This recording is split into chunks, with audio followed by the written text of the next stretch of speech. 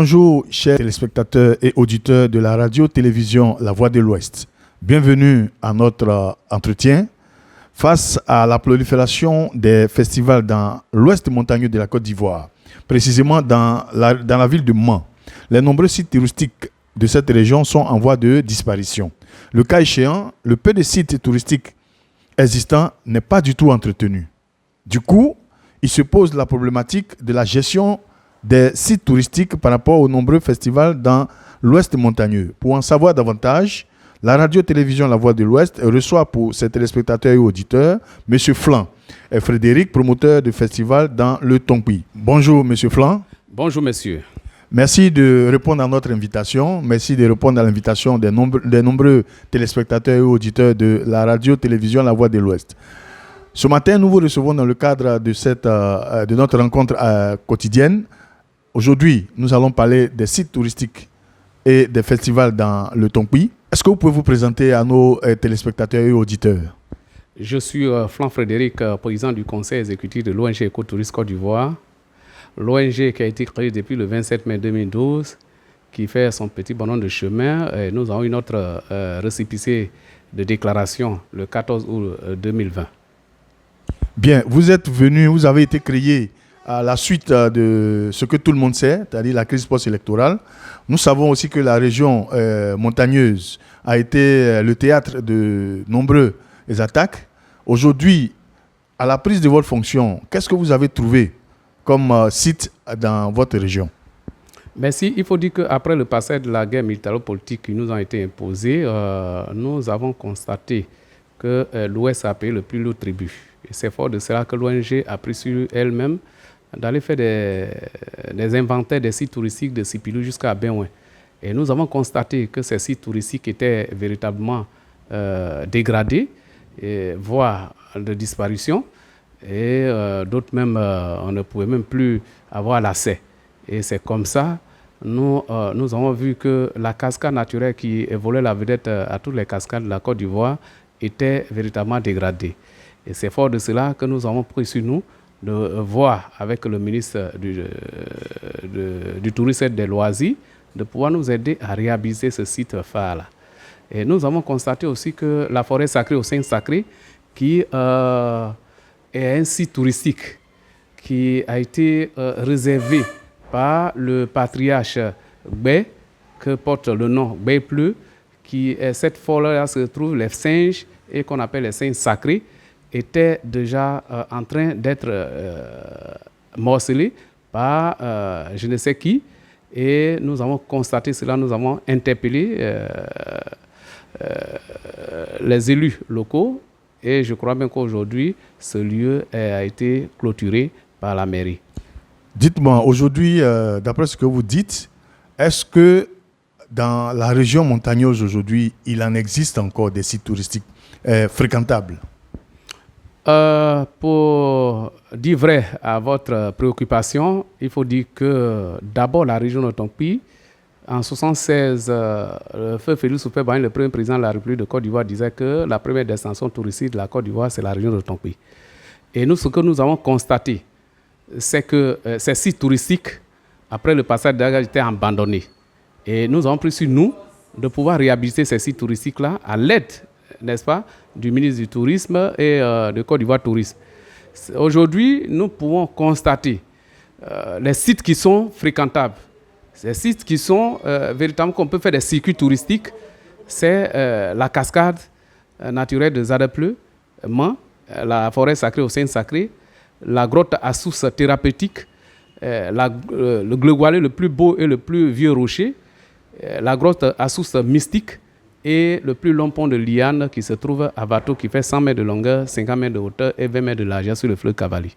Aujourd'hui, qu'est-ce que, en tant que promoteur de festival, vous faites pour que les touristes, aussi bien au niveau local qu'au niveau international, qu'est-ce que vous faites pour attirer ces touristes-là vers votre région? Auparavant, les touristes venaient visiter nos sites touristiques en abondance. Ils venaient en masse. Mais depuis la guerre, ça a commencé à diminuer parce que les touristes, c'est les touristes Et donc, ils avaient peur de la sécurité qui était vraiment précaire. Et aujourd'hui, la guerre qui est maintenant derrière nous. Mais après, il y a eu la maladie à coronavirus qui est venue s'imposer aussi à nous, ce qui fait que les touristes d'ailleurs ne venaient plus. Et nous, à notre sein, nous avons dit comme ça qu'il faut faire le touriste local.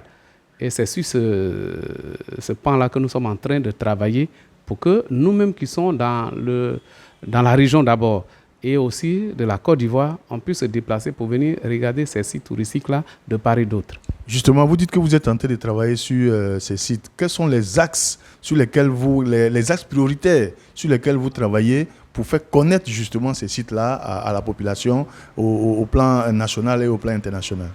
Et c'est pourquoi, d'ailleurs, l'ONG Écotourisme Côte d'Ivoire a créé un festival qu'on appelle Festival de l'agrotourisme. Ça veut dire valoriser le tourisme et l'agriculture.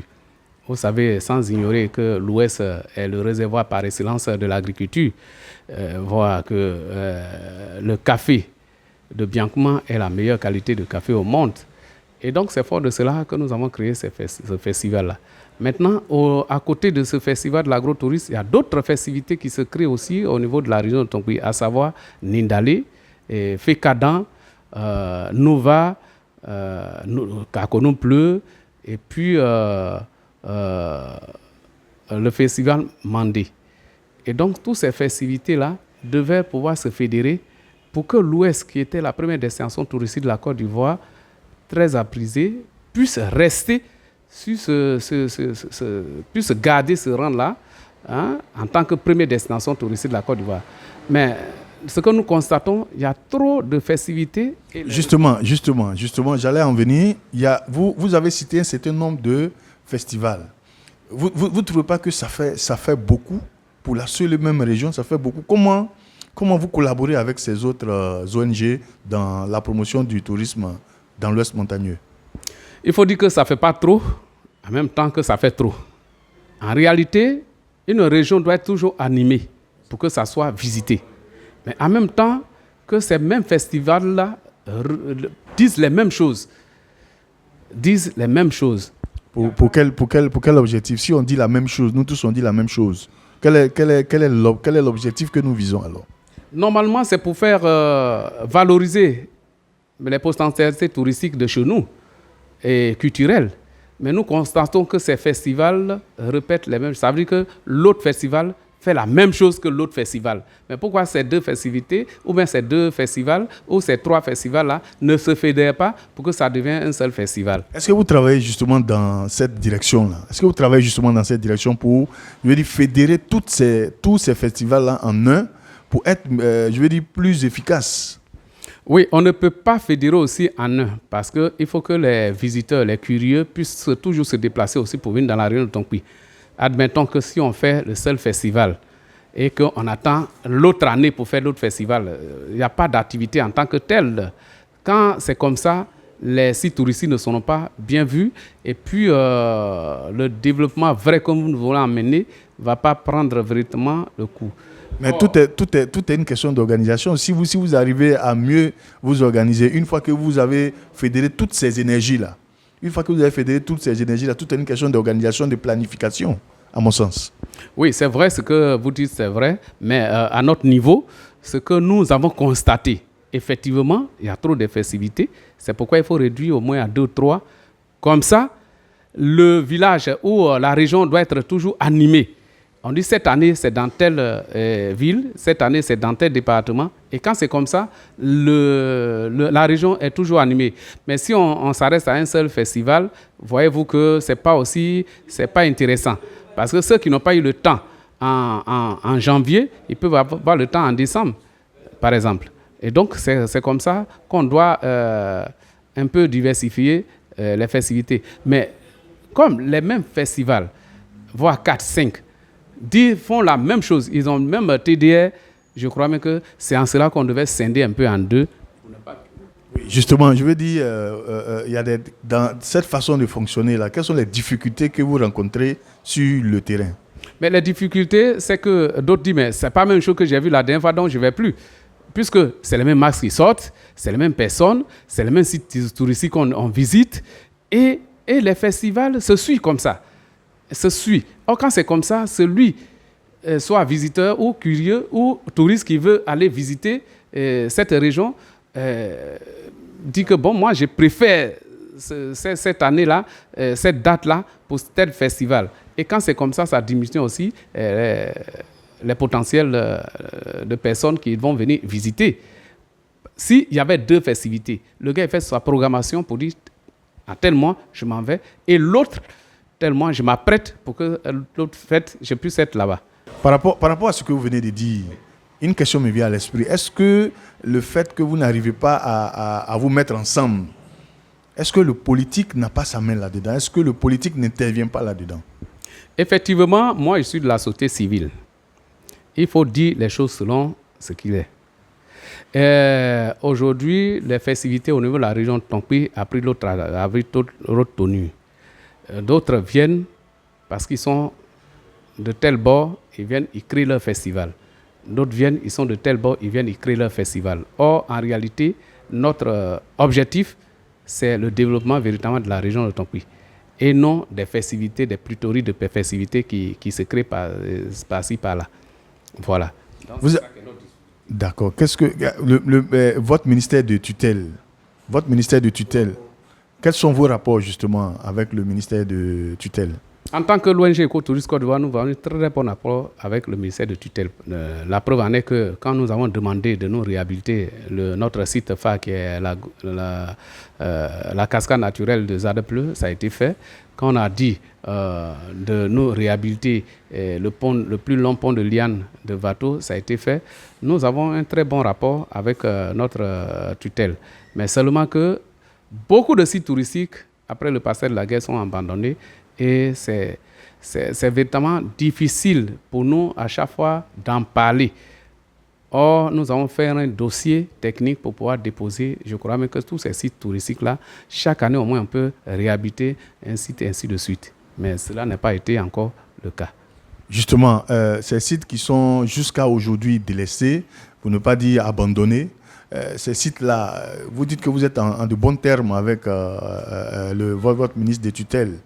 Est-ce que la collaboration avec le ministère le ministre des tutelles, est-ce qu'elle est franche? Toujours, je pose la question par rapport aux politiques surtout. Est-ce que le politique ne prend pas le pas sur les démarches que vous êtes en train de mener vis-à-vis de votre ministre des tutelles?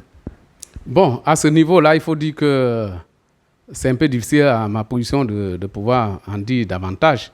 Mais la politique au niveau de la région du Tonkpi a pris le pas sur le développement réel que nous voulons amener dans la région du Tonkpi. Aujourd'hui, nous avons un ministre-gouverneur qui est là en train de faire un effort de nous rassembler pour que le développement vrai dont on parle puisse arriver. Mais en ce qui concerne nous autres, le ministre de tutelle en train de faire un effort, et j'allais dire en 2020, il allait faire quelque chose pour la région de Tonkpi parce que tout était planifié pour cela, mais la maladie à coronavirus est venue freiner véritablement les ardeurs de progrès du ministre à la destination de la région de Tonkpi. Dans la région de l'Ouest, il existe, comme dans bien d'autres régions d'ailleurs, il existe des conseils régionaux.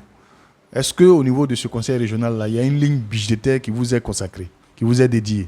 Merci. Il faut dire que depuis que nous existons, depuis le 27 mai 2012, nous n'avons pas encore eu de l'argent avec le conseil régional. Effectivement, il y a une ligne budgétaire qui est prévue pour ce festival que nous organisons, mais pour l'heure, nous n'avons pas encore reçu. Ce n'est que l'année dernière, on nous a promis que cette année, ils vont voir comment ils peuvent nous donner, mais pour l'heure, je n'ai pas encore reçu un rond du conseil régional ni de la mairie. Vous êtes au stade des promesses, si je comprends bien. On est toujours au stade de promesses. Et nous plaidons toujours à ce que le président du conseil régional puisse pencher à notre cas, car c'est difficile. Parce que c'est avec beaucoup de difficultés que nous faisons nos organisations au niveau de la région de Tonkpi. Avec les difficultés dont vous venez de parler, est-ce qu'aujourd'hui, M. Flan, vous, en tant que promoteur de festival, est-ce qu'on peut entrevoir des perspectives? D'abord, il faut dire que les festivités nous ont donné des satisfactions en ce qui concerne le vivrier, parce que après le passage de la guerre, il n'y avait pas de riz dans l'année. nous avons tout fait aller en Guinée et au Libéria pour envoyer des semences. Si on part de riz dans l'année aujourd'hui, dans la rue de Tonkui, c'est grâce à l'ONG Écotourisme Côte d'Ivoire. Et puis nous avons fait la promotion de l'huile rouge. De l'huile rouge qui, pendant 2 ans, les gens ont vendu le riz de nos parents. Nous avons fait aussi, nous avons donné des projets cacaoculture sous bois en champ à l'école paysan à nos parents. Et nous avons donné aussi le piment à bec d'oiseau, n'est-ce pas, à nos parents paysans.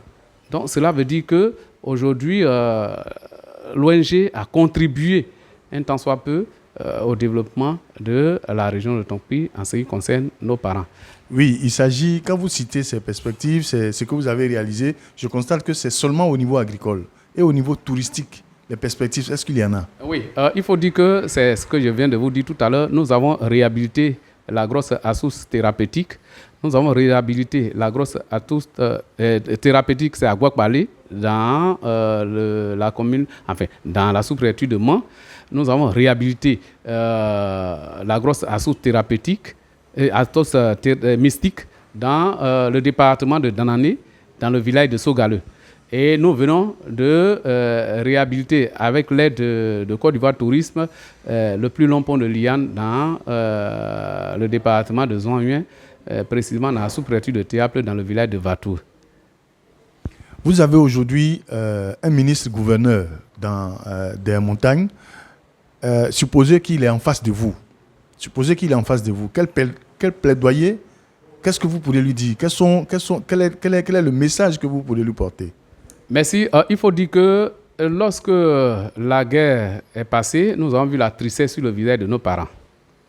Pourquoi? Parce que les sites touristiques dont qui jouissaient de leur visite n'existaient plus.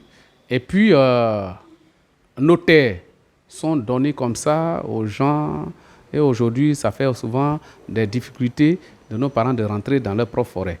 Et moi, si le ministre-gouverneur est en face de moi, première des choses, il faut que l'industrie touristique soit restaurée. Deuxième chose, il faut que les moyens soient là pour qu'on puisse multiplier. Voyez-vous, en 1971, il y avait saut de riz en Côte d'Ivoire et je crois même que les sacs de riz coûtaient moins cher au marché. Aujourd'hui, si on fait l'autosuffisance alimentaire, je crois même que ça va donner encore plus de tonus à nous qui sommes de la région. Notre terre est riche. Notre terre est riche. Notre terre est véritablement riche.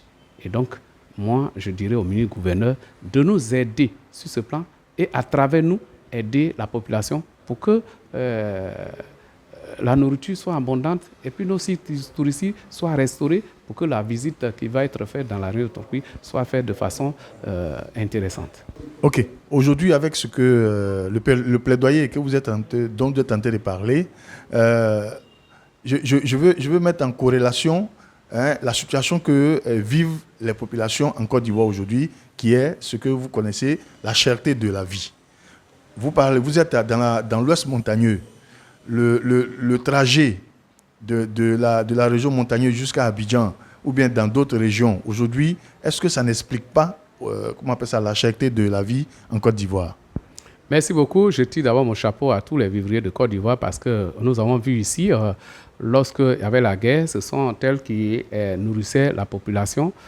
Pour qu'on puisse avoir de la nourriture dans nos assiettes, qu'est-ce qu'il faut faire? Il faudrait arrêter maintenant d'importer les riz. Il faut qu'on fasse confiance à nos parents qui ont la terre fertile, on leur donne les moyens conséquents pour qu'ils puissent produire. L'aubergine, il y en a. Gombo, riz, manioc, banane, tout ceci peut faire qu'il n'aura pas la vie chère. Parce que si tout ceci est produit chez nous et que nous, on a les moyens pour pouvoir les produire et converger dans les grandes surfaces, dans les grands marchés, je crois même que chacun peut avoir dans son assiette moins cher.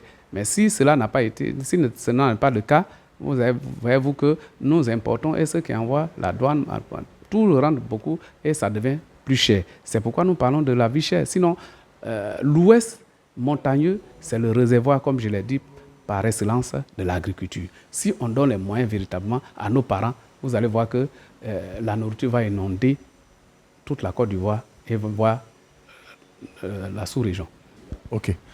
Monsieur Flan, vous, en tant que promoteur de festival, quel rapport avec la direction régionale du tourisme dans votre façon de travailler. Est-ce que vous êtes en collaboration? Est-ce que, je veux dire, la direction régionale du tourisme vous apporte sa contribution, son aide dans votre manière de travailler?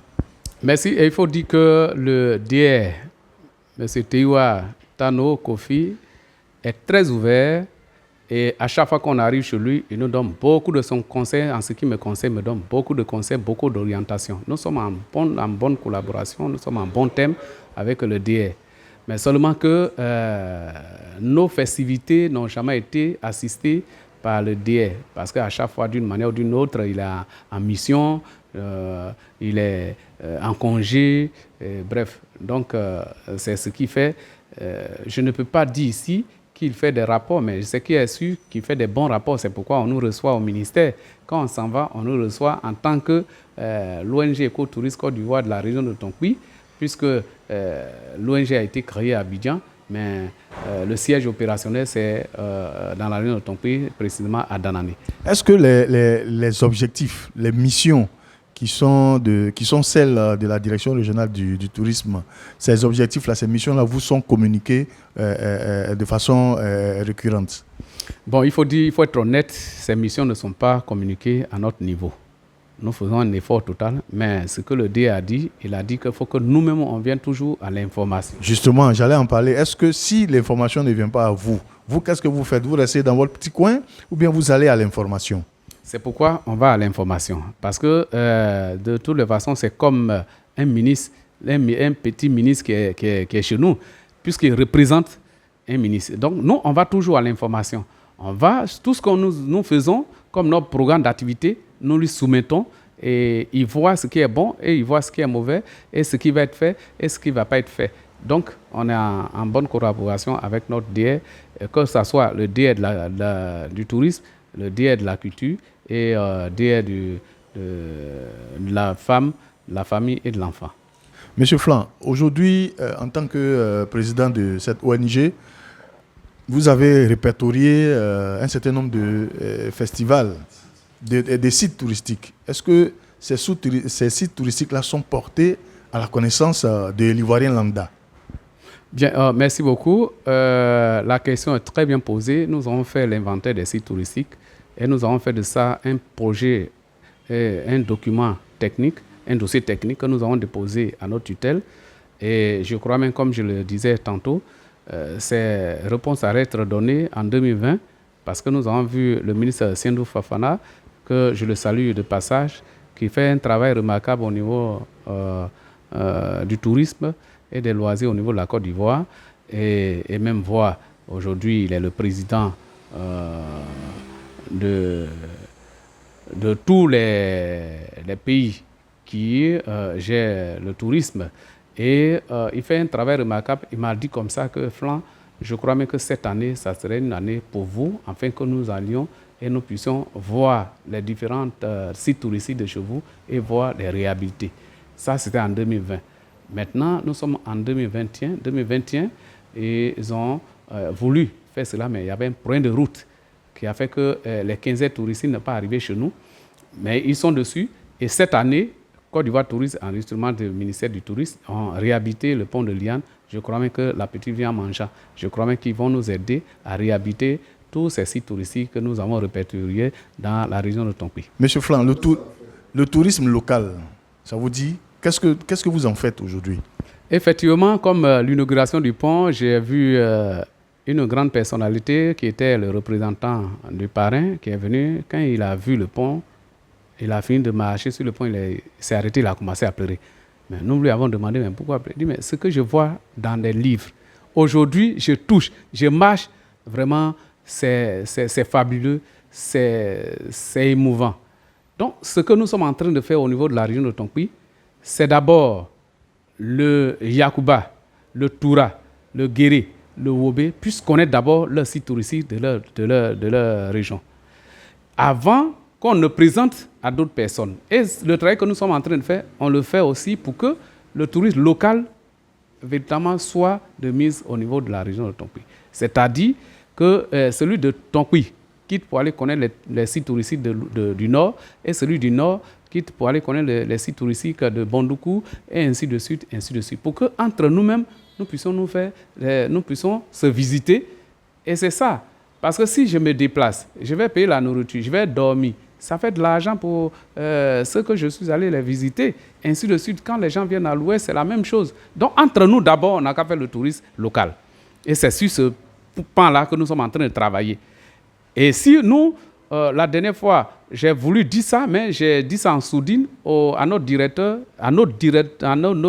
régionaux, de pouvoir aller voir aussi leurs amis qui sont dans les autres régions, de venir visiter chez eux et aussi prendre les délégations. Ce n'est pas seulement les DR, mais la population peut les accompagner, la société civile peut les accompagner, hein, les cadres peuvent les accompagner pour aller voir. Je prends un exemple de celui de Mans, le DR de Mans, le DR de la culture dit, bon, aujourd'hui, on organise une visite touristique dans la région de Poro, c'est-à-dire à Korogo. Bon, tout le monde va venir s'inscrire. Et puis, ils prennent un car, ils s'en vont, ils viennent de visiter. Et celui de Korogo dit, bon, aujourd'hui, nous, on va aller visiter l'Ouest, et ainsi de suite. Voyez-vous qu'on ne parlera plus même de ceux de l'Occident. Mais le tourisme local même peut faire rentrer beaucoup de choses dans la région. Et je prends l'exemple, il y a un monsieur, il est DAF d'une société de la place, et quand il a vu la cascade, il dit, c'est ça là. Cascade, depuis mon enfance que j'ai entendu là, c'est la première fois même qu'il arrivait dans le Tonkouy. Et quand il a vu la cascade, moi, personnellement, il m'a donné une enveloppe. Je ne vous dis pas le montant, mais il m'a donné une enveloppe pour dire que c'est grâce à toi que j'ai découvert ce site-là aujourd'hui. Je suis très content, je suis très fier. Merci. Nous sommes au terme donc de notre entretien. Est-ce que, M. Flan, vous avez un mot pour nos téléspectateurs et auditeurs de la radio-télévision La Voix de l'Ouest? Merci. Je dirais à nos téléspectateurs, à nos auditeurs que nous sommes disponibles à aller dans toutes les régions de la Côte d'Ivoire pour valoriser les potentialités touristiques et agricoles de chaque région. Et nous demandons aux autorités de venir à notre secours, de réhabiliter nos sites touristiques de la région de Tonkouy. C'est un plaidoyer pour nous, afin que la première destination touristique de la Côte d'Ivoire, qui a été prononcée par Feu Félix Houphouët-Boigny, ne soit pas des paroles vaines, mais que ça soit une réalité. Sur ce, je tiens... Vos contacts? Je tiens d'abord à remercier RTVO pour l'occasion qu'il m'offre ce matin de pouvoir parler un peu des potentialités touristiques et agricoles et les festivités de la région de Tonkouy. Mon contact est le 01 42 42 06. Je dis bien 01 42 42 06. Et il y a le 07 58 22 07 61. 07 58 22 07 61. Je vous remercie. Merci. Nous étions avec M. Flan Frédéric, président de l'ONG Écotourisme Côte d'Ivoire et promoteur du festival de l'agrotourisme dans la région du Tonkouy. C'est un festival inhérent qui aura lieu cette année à Mans, chef-lieu de la région du Tonkouy, du 20 au 22 mai. Au cours de cette émission, nous avons abordé plusieurs sujets. Entre autres, la multiplicité des festivals dans la région du Tonkouy, les sites touristiques. Nous espérons avoir répondu à vos préoccupations. Sinon, M. Flan est disponible au numéro qui s'affiche au bas de votre écran. Vous pouvez également suivre cette émission sur l'application téléchargeable sur Play Store et sur notre chaîne YouTube RTVO La Voix de l'Ouest. Quant à moi, Abou Simon Eli, j'ai été très heureux de vous présenter cette émission. À bientôt. D'ici là, portez-vous bien.